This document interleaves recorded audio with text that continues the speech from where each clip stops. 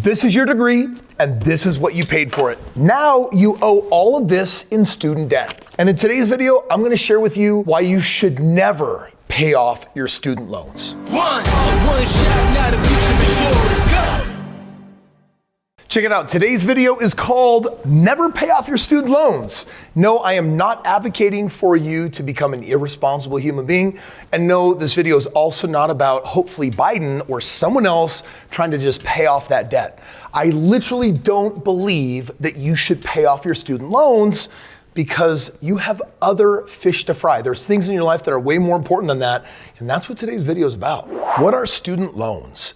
Student loans allow you to receive money from the government or private organizations to help pay for your college tuition.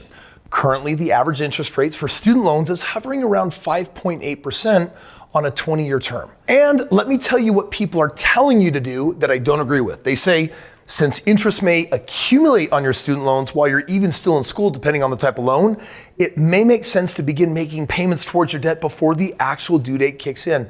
In other words, it's like, hey, you went into debt for this degree so you could go get a job somewhere. You know what? That debt needs to be paid off. Let's work on paying that thing down. Debt is a funny word because there's a good version and a bad version. The consumer version, that's like a 4-letter word. You don't want that stuff because it costs you money. That's a bad debt. But a debt that makes you money is called a good debt.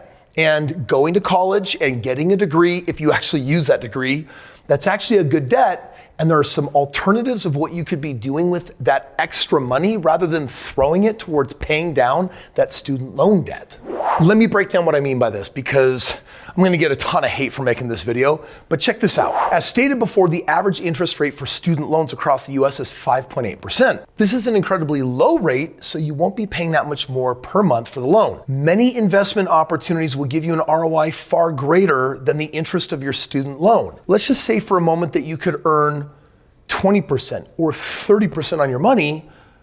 Does it make sense to pay off your 5.8% student loan when you could be earning so much more doing something different? You control the debt. You control everything.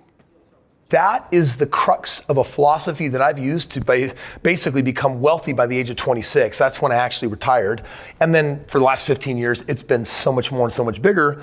And the philosophy was always put your money where you're gonna get your highest return on investment, not where you're most afraid of debts and just trying to get stuff paid off. 5.8%, this is cheap. And so with that extra money you start earning at that job, you could throw it at the debt, or you could put it at something that makes so much more money that it can easily wipe out that debt differently.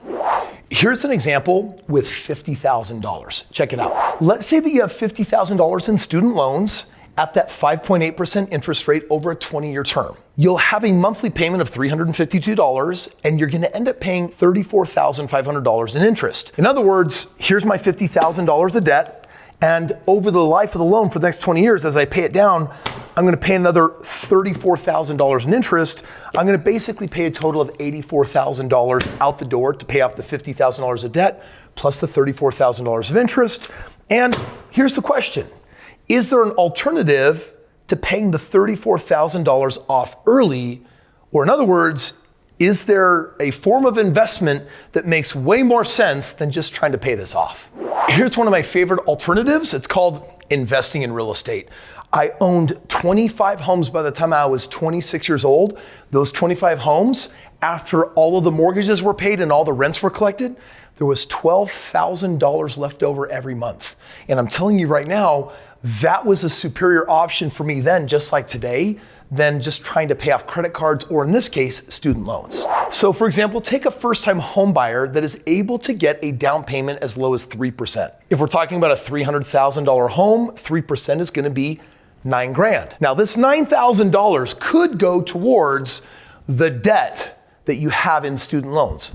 Or if you put your money towards a home, rent out the spare rooms to roommates, you could cover the mortgage and even your student loan payments. But let's assume that you purchased the home at $300,000 and it's appreciating 5% every year. By just the 5th year, you're gonna receive $82,000 in appreciation. And remember, the student loan was $50,000 payoff plus $34,000 of interest. That's basically the same amount of money, except it's not over a 20-year term. That's just in the first 5 years. Now, if you go for the full 20 years, you're going to talk about several $100,000. And so it's like, why would I pay off my student loans when I could do something like that where, hey, other people are actually servicing the debt of my student loans and I'm making hundreds of thousands of dollars. That's totally superior than paying off that student loan debt. Check it out. The financial principle that we're using here is called opportunity cost.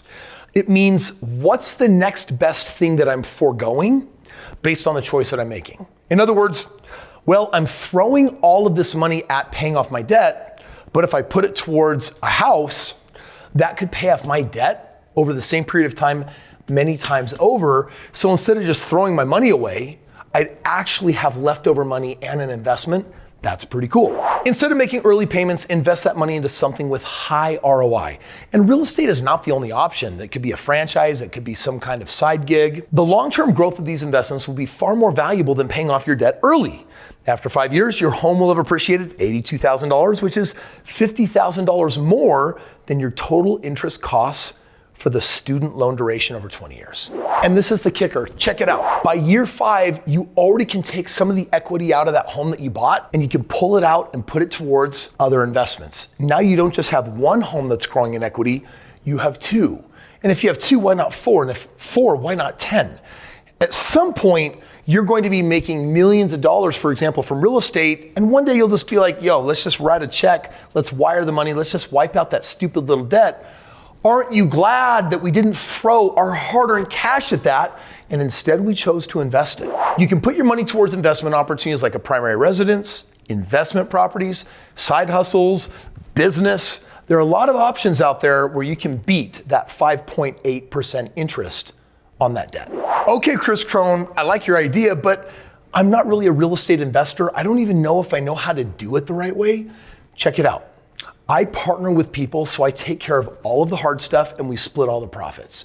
This makes a lot more sense than just focusing on debt elimination, which basically means that if you want to click the link below, you can learn about partnering with me. If you got money sitting in a 401k, an IRA, or equity in a home, or money that you were going to use to pay off that debt, click that link instead, and then let's connect and let's take a look at what it could look like to partner and actually start making millions of dollars in real estate instead of just focusing on decreasing debt. If that makes sense to you, click the link and let me show you what I'm talking about. I know what you're thinking. Kris, Dave Ramsey would not approve of this video. You know what? I don't approve of Dave Ramsey. And if you want to see why, click right here and let me show you.